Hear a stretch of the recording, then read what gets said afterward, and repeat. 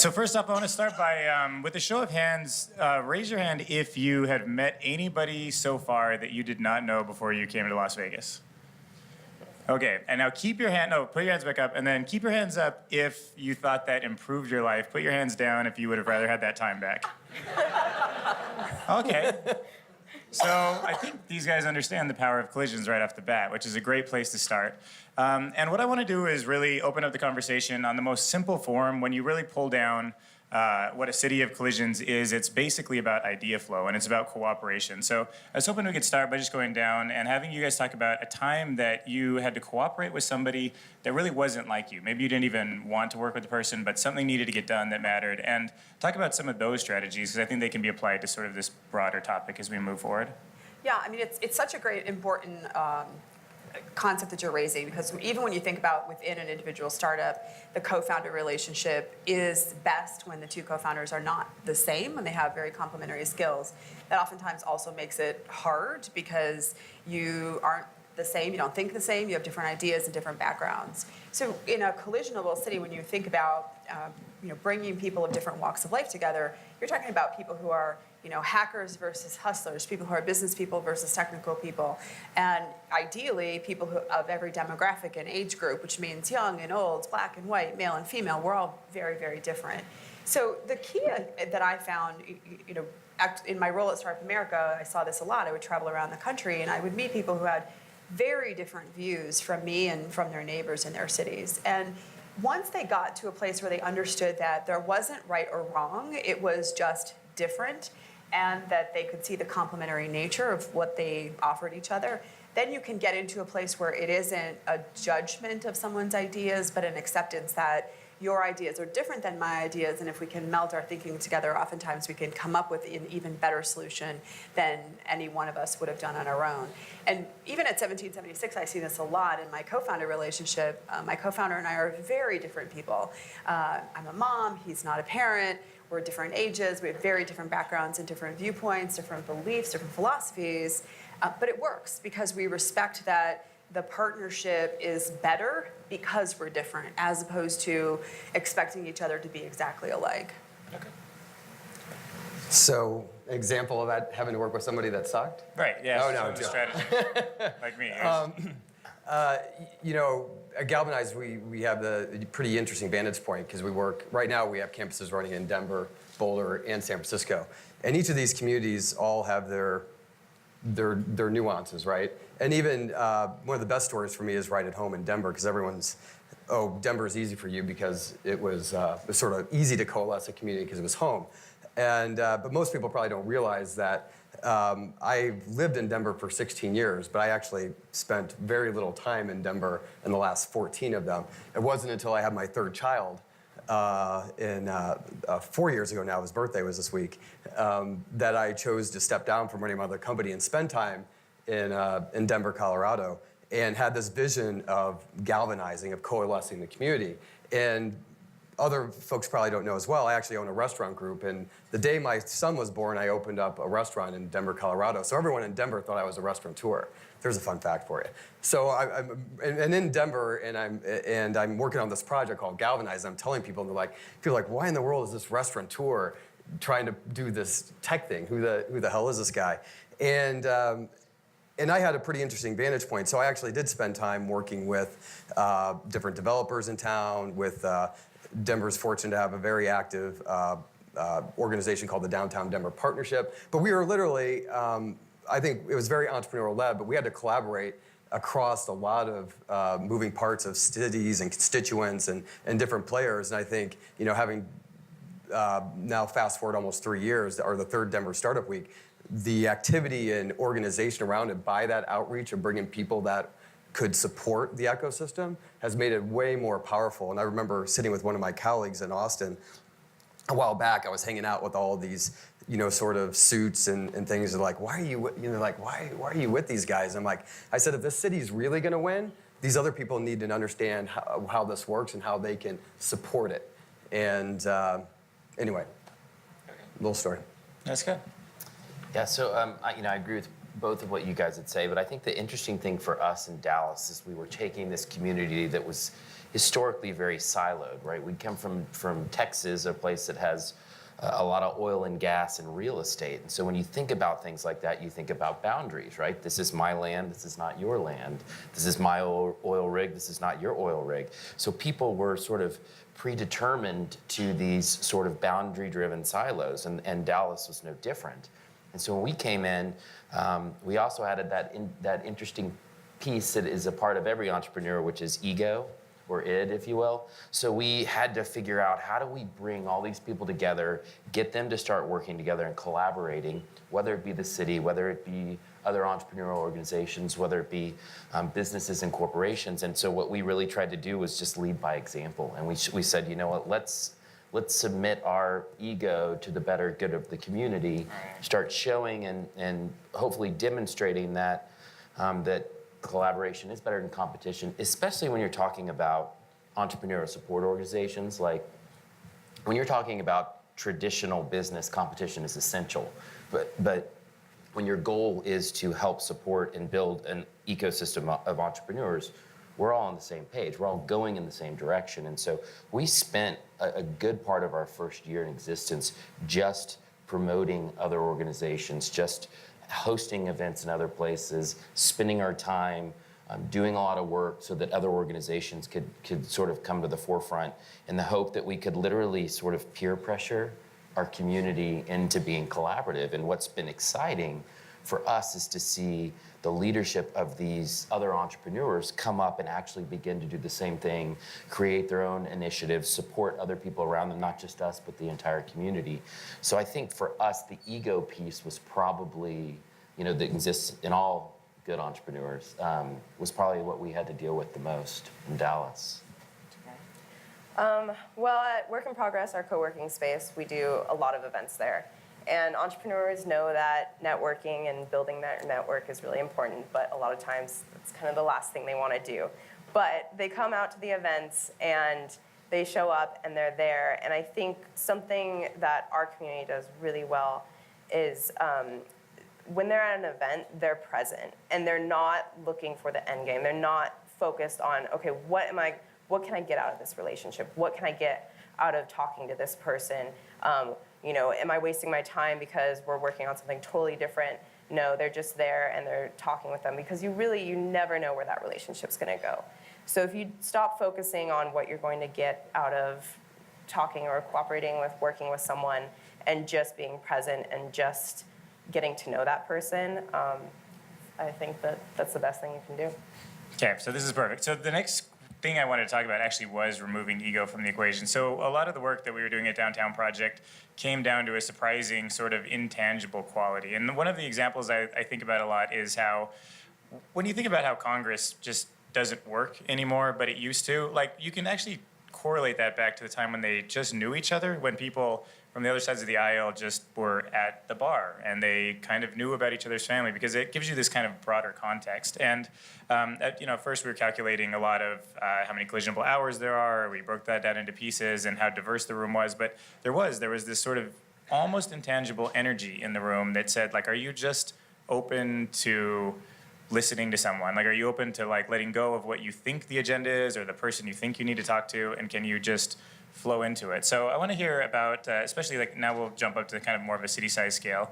Like, what do you do to get these groups kind of in that zone where they're actually open to taking in ideas from somebody who's not like them, or in a bigger group setting? Yeah, I mean, it's such an interesting question. Being in Washington, D.C., of course, I'm fascinated with your analogy with Capitol Hill.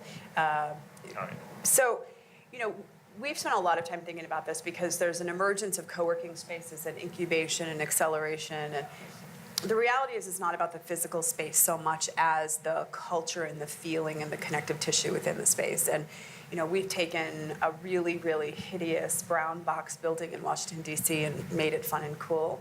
And you would never, ever in a million years imagine that. And people come into our building and we try to figure out, why is this space unique? And what they end up walking away with is it has absolutely nothing to do with the physical space whatsoever. It has to do with the culture that we're creating in the space. So, there's an expectation of our community that it is give, then get. right? And the default mode for people is, as you were saying earlier, what can I get, right? I'm coming into this co-working space. There's all sorts of activities and events for me. I'm aimed at how do I take that in and how do I leverage it? What's in it for me? And we flipped that around and said, no, actually, there's a cycle that everybody in a startup community has to go through. Idea, early growth, scale, and then when you've had success, it's give back, right? So it is a virtuous cycle. It's not linear. And at every stage in that cycle, everybody has something to give back, right? Everybody brings prior job experiences to their startup. Everybody brings a social network to their startup experience. Friends, connective tissue. You never know when the person you're sitting next to might very well be somebody who you could help with just a simple introduction or by tweeting about their product. And so we set that example, and we also set that expectation in our community that to be a part of this community, you need to be a good citizen and give back to your members. But we also create opportunities for collision. The space is designed in a way where you have to run into people. There are choke points in the space, there's social places in the space. We think a lot about the use of events and social programming as a way to get people to get to know each other. And the more they understand and know each other, the more they're willing to be helpful. And we see examples of this every day. A successful company that exited from our space about a month ago, the founders reinvested back in another one of our members. We had a startup who struggled with pitch competitions, and she would freeze on stage when she gave her spiel. She couldn't remember her pitch. Right in the very front row during the pitch competition was one of our members with cue cards showing her pitch. Like, these are the kinds of examples that we highlight as the behaviors that we want to reward in the community. And when you do that, others see that as the example that they want to emulate. Okay, so just following up on that a little bit. So if you went back in time, basically you picked the location and then you said, let's build a facility where people bump into each other, and then were you just naturally trying to encourage the good behavior, or what was the step right before? Like, what was the step between, like, you actually have a facility where people bump into each other and the culture you wanted? Something that could maybe help a lot of these people start. Well, a lot of it is actually informed by our experiences even before launching 1776. My entrepreneurial experiences, my first few businesses, I built them in the entrepreneurial hotspot of downtown Detroit. I know how hard it is to build a company when you're in a nascent ecosystem. And it always struck me that the thing I needed most was other people getting in the boat with me, right? I was in the boat all by myself, oftentimes paddling around in circles, not knowing where I was going because I didn't have good mentors. I had nobody introducing me to potential clients. It was just me trying to hack my way through it.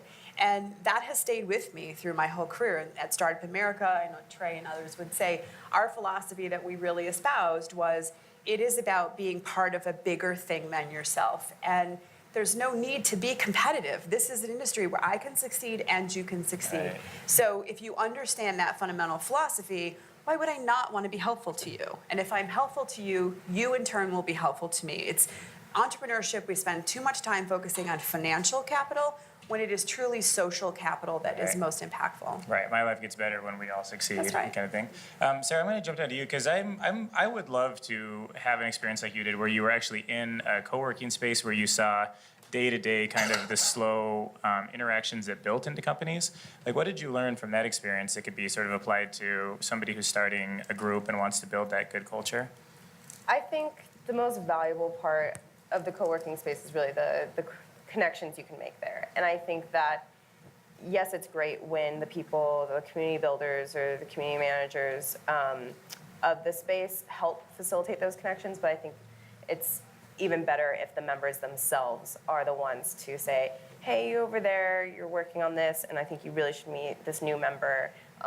I just met him last night, and they're awesome. And because it seems more organic that way, it doesn't seem top down. And I think we have a lot of connectors in this community, and we really depend on them to help people connect with each other. And I think that people that we think of as connectors, they're wired a little differently. I think they approach problems with the solution is always something that is either going to strengthen an existing bond or help make a new connection with someone. And I think that, that's just how they approach all the problems. Like, hey, my friend has an important meeting tomorrow and she would really love a necklace, but she doesn't have one. Some people might say, oh, just, run down to the store and get one. But a connector might say, you know what, I have the perfect thing for you. I insist that you borrow this necklace. That strengthens their relationship, builds that trust, And I think, you know, on a small scale, that's just one example of how a connector would approach a problem. And we have a lot of those in the community. And I think that if you have those in your community, you have those connectors, really try to find ways that you can empower them to do more, because it's so valuable. Yeah, I think about that a lot too. Jim, you a super connector?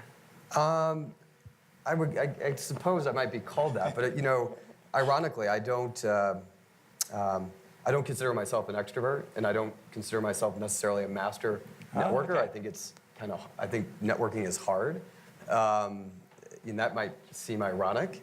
I do think there's a big difference between having a network and having a community, and for us, what we really focused on, and this was an interesting experience, navigating a city that was unfamiliar to me. Again, I didn't know Denver. I literally traveled the world my whole career. I lived in Denver, and it wasn't until I had my children that I went to stay put there, and I had to figure out who's who in this town, and spend a lot of time networking and to figure out the right players to coalesce.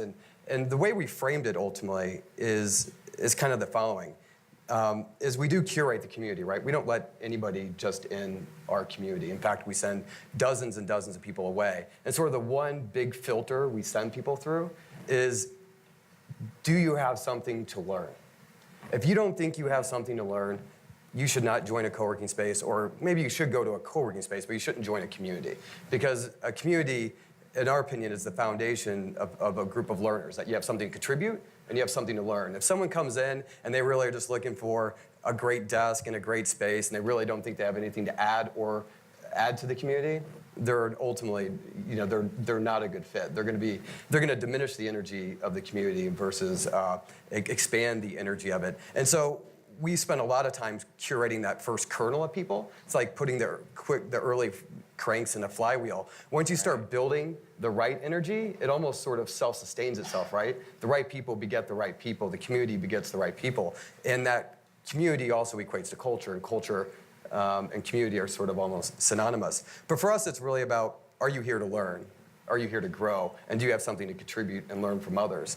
And that is, you know, the way I like to frame our membership of our community is that's your you know, B school degree in entrepreneurship, right? I think going to school for entrepreneurship is a complete waste of time, right? I think the only way to learn how to be an entrepreneur is you need to go do it. The best way to do it is to do it surrounding yourself by others sharing the same experiences, right? So we look for people that find that common bond, right? That's that thing that creates community. Share some common goal, and that is you're in the trenches together building a business. And I shared my story backstage with you a little bit when I was 22 building one of my first successful companies. I wanted to go to the University of Denver in their executive MBA program, and they ultimately declined me because I needed to have 10 years of executive experience, and I hadn't been an executive since I was 12. Right. You know, I was a big fan of, anyway. But they declined me, and the whole reason, my whole paper was about, I wanted a community to support my growth, because I knew being on an island as a young entrepreneur was not the way to be most successful. So after selling my third company a few years ago, I wanted to build something that created a medium. So I basically built not just the box, the container to put it in, but I built the community that I always wanted when I was a young 20-something entrepreneur, and to see if we can become a multiplier for hundreds and thousands and maybe tens of thousands of others. Yeah, so I've always been frustrated by the similarities between the words network and community, because people have such different definitions. So I'm curious, we'll do a quick poll here, but you have to vote on either community or on network. But raise your hand if you want a world-class network over a world-class community. Okay. What? So raise your hand if you want a world-class network. If that's what you'd rather have a world-class network, not a world-class community in your life. Okay, now raise your hand if the term you like better is community, the thing that you want for your life. So, Trey, why do you think that is? Why do you think they want community over a network? Well, because community kind of, as you guys have said, it kind of connotes the fact that there's a give and take and that people are giving, right? If network is transactional, community is relational, I think. And so when you start to think about how do you build a community where people feel safe, where people feel supported, where people feel encouraged, it's much better than the card pusher networking concept of where I'm trying to transactionally get something for me, something for you out. community sounds sustainable, network sounds sort of short-sighted. And so I think for us, and where you really see people that want to be a part of something, whether it be sort of a family feel, a city, a co-working space, an accelerator, a community in any degree, you're going to pull people in that want to help perpetuate that community, to grow that community, where it's the concept of a rising tide raises all ships. Okay, so in a hypothetical situation, if you have your SimCity that you're playing with, and you have all sorts of impact points, you've got hubs, places to work, accelerators, do you have a community?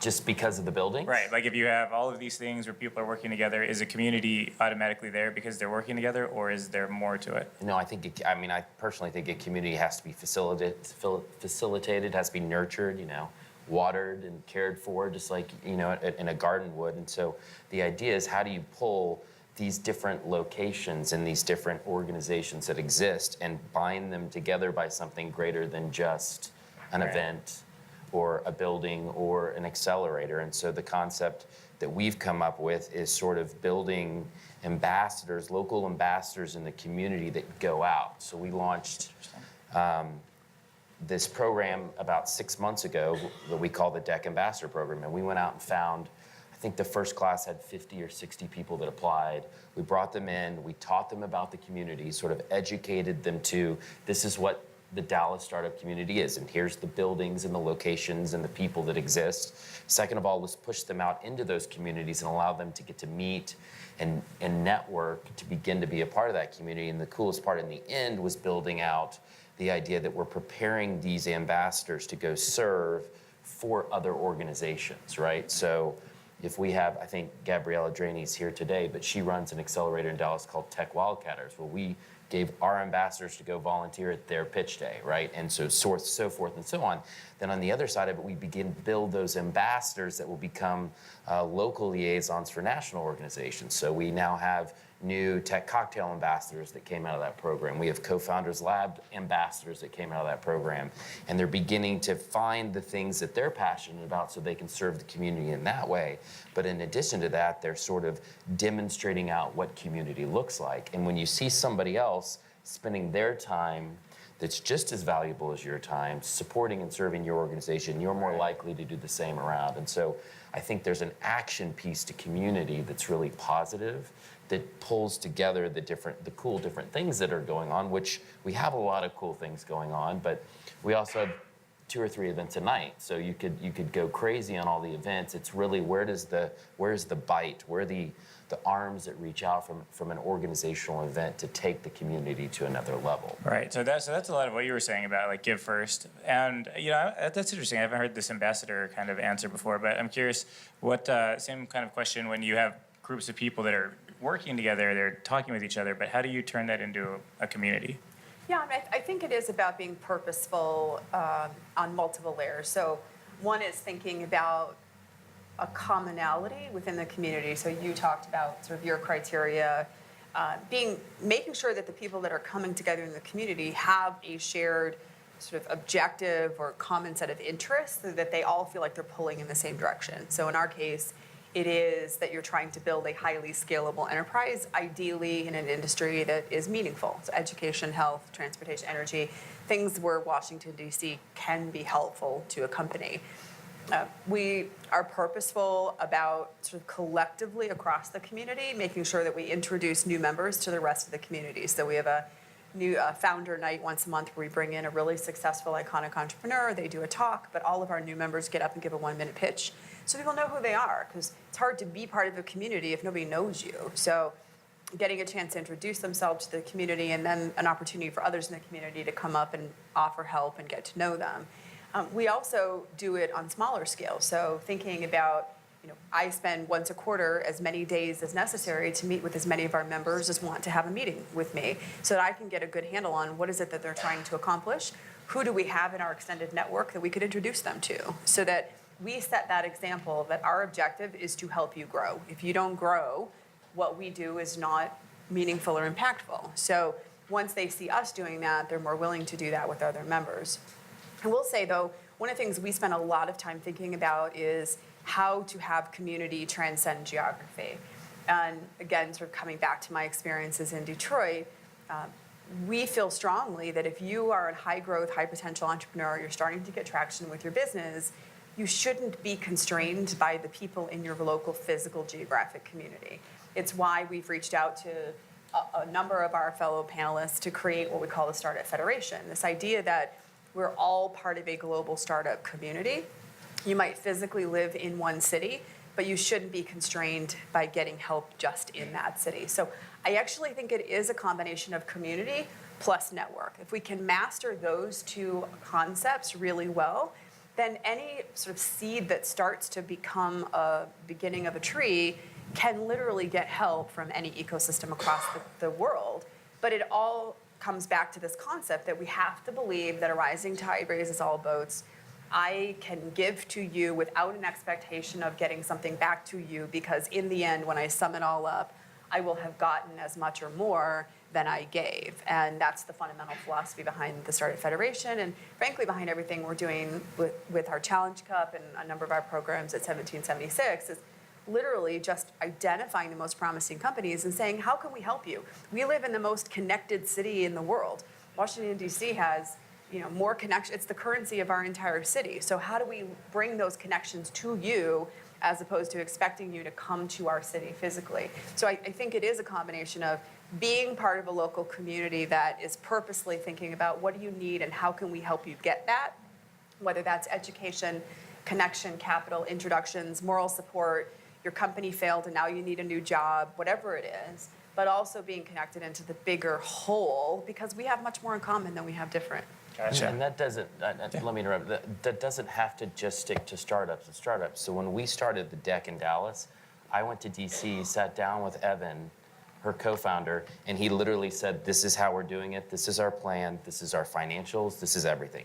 Put it right out in front of us, right? So what we did is we went back to Dallas, we launched the deck, and every organization that opens up, whether it's in Dallas or across the country, we do the same exact thing for, right? So it's a pay it forward kind of model, but then we also continue. I mean, we had breakfast with Donna yesterday, and we said, what are we doing wrong? Help us here. And she was able to come in and say, here's some ideas, here's some thoughts, here's some things you're doing well. So it's not just at a startup level, it's at a community level, right? And so if anybody's here from a community and then you're helping be in an entrepreneurial support organization, don't be afraid to ask other people from around the country, because as Donna said, we can succeed and you can succeed. There's no competition that exists there. And so I think it's just important to note, and obviously thank you guys for showing us that, but if we learn from the people that have come before us and take those things into community, it really begins to burgeon and grow and far exceed what we could do in and of ourselves. Right.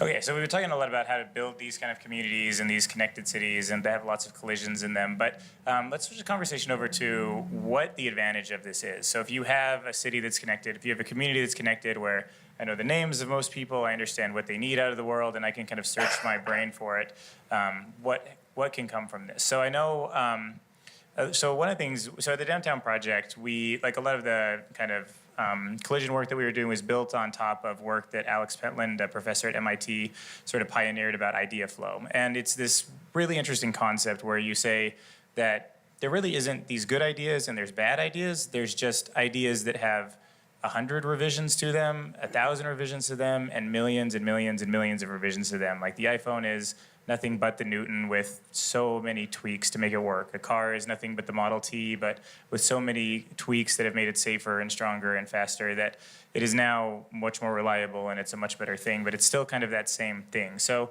we think a lot about the collisions in a city being those kind of chisels. If you think of a big stone and you're gonna chisel the Statue of David out of it or something, it's really about everybody coming and helping you get like that chisel and saying like, oh, this piece needs to be gone here, this piece needs to be gone here, and bringing their kind of expertise to the table.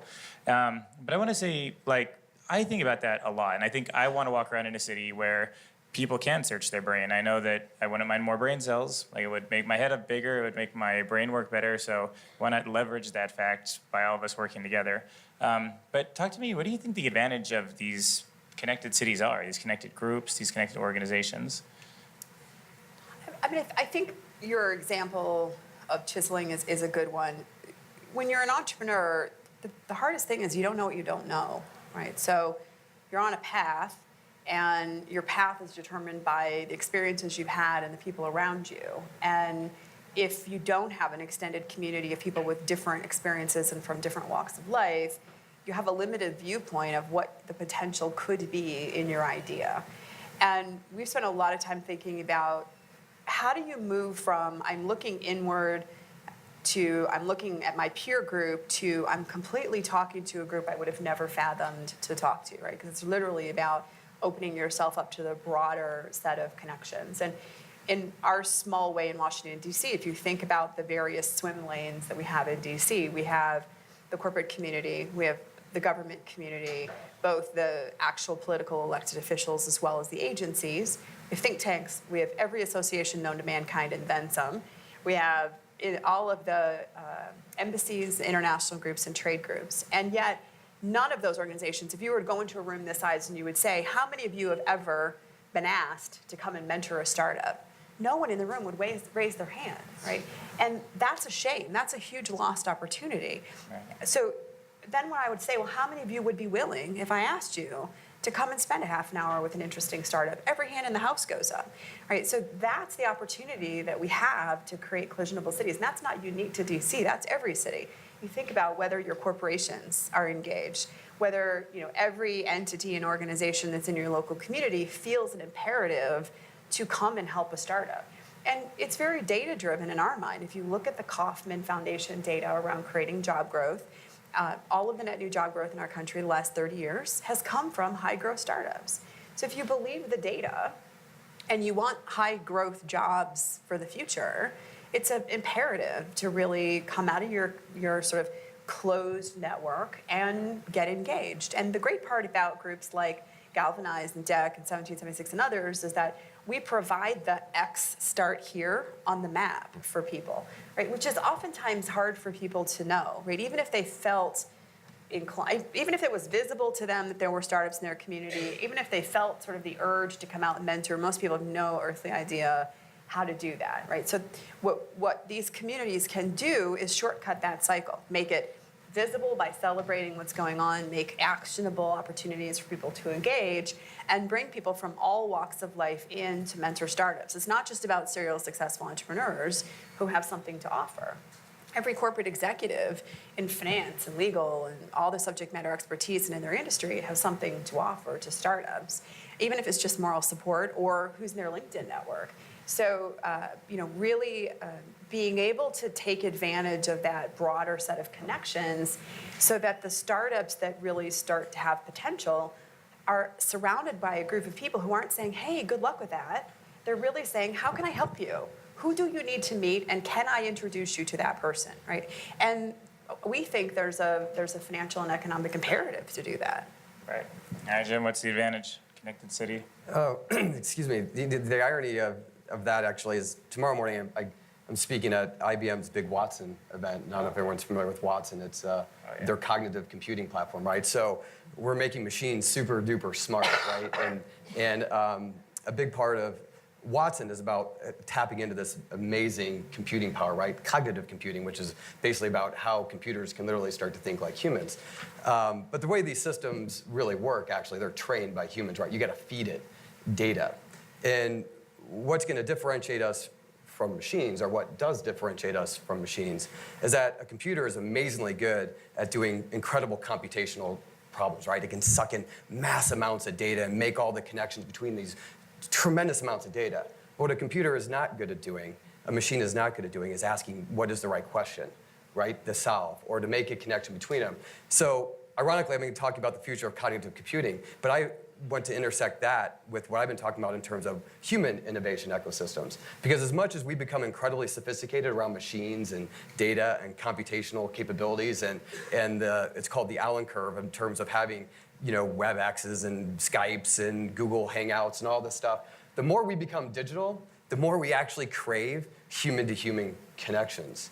And the more we want to be surrounded by other people, other humans. And we will work well with the machines. That is part of the story. But a big vision that we had was, how do we build human innovation ecosystems that capitalize on these trends? And it's that if you want innovation, as I like to say, you have to focus on the innovator, right? And the innovator must surround himself with other people. And connecting these super nodes of activity of innovators in Denver and Boulder and San Francisco. And one of the big reasons we launched in San Francisco was it is one of, whether you want to cast stones at that community or not, I don't. It is one of the most powerful innovation communities in the world.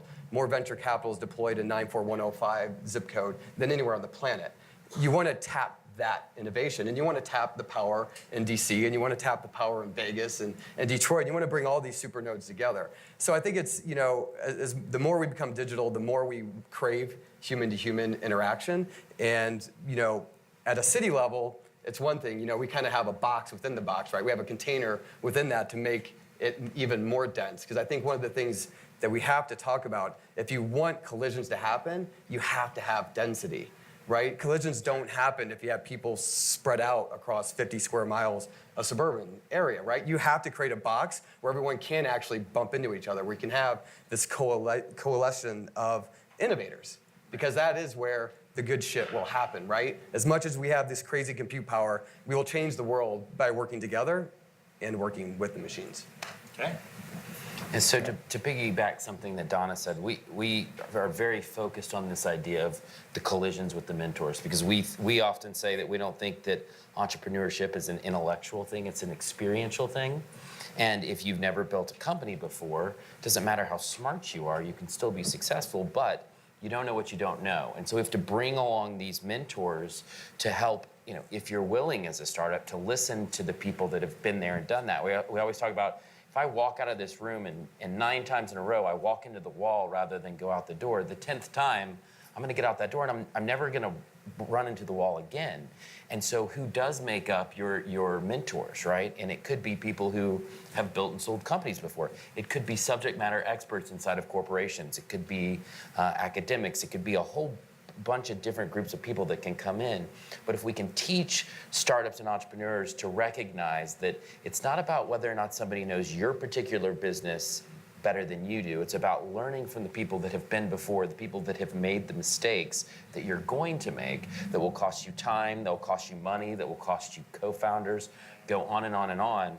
We need that help. But I think another piece that's really important to that, and we sometimes don't do a great job at this as a community because we want to help startups, we want to support startups and encourage them, but we have to keep startups accountable. Right? We have to hold them to some degree of milestone set, and we have to recognize that although it's fun and exciting to be an entrepreneur, we're not here so that you can build cool things that you feel excited about. We're here to kick your butt and get you moving on the right direction. And if you're not doing that, you're hurting yourself, you're hurting the community as well.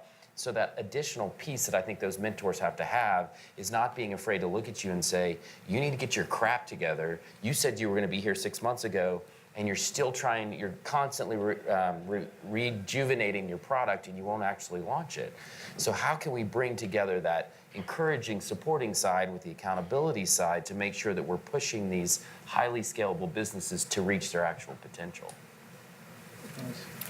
Going off of what Jim was saying, I think that as humans, we're social creatures, and we really need those relationships. Entrepreneurship and being in a startup can get really lonely.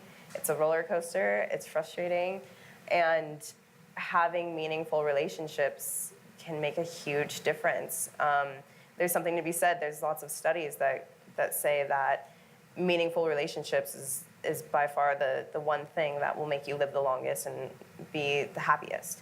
And so if you have a city where there's a lot of connections and a lot of collisions happening, it's only going to seed those relationships and help startups be more successful, be happier, have someone to bounce ideas off of, have someone to call at 3 a.m. when they just don't know what to do.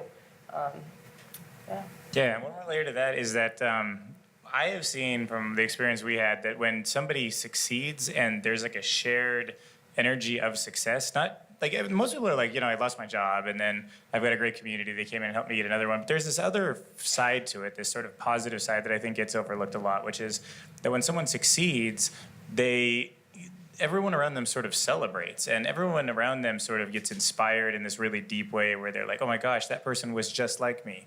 and now they've made it. Like I am like that person was before they made it. Like I could do this too. So there's this really amazing kind of spider effect that happens when one of them even breaks out of a network where they all feel connected and they all felt like equals and they all understand.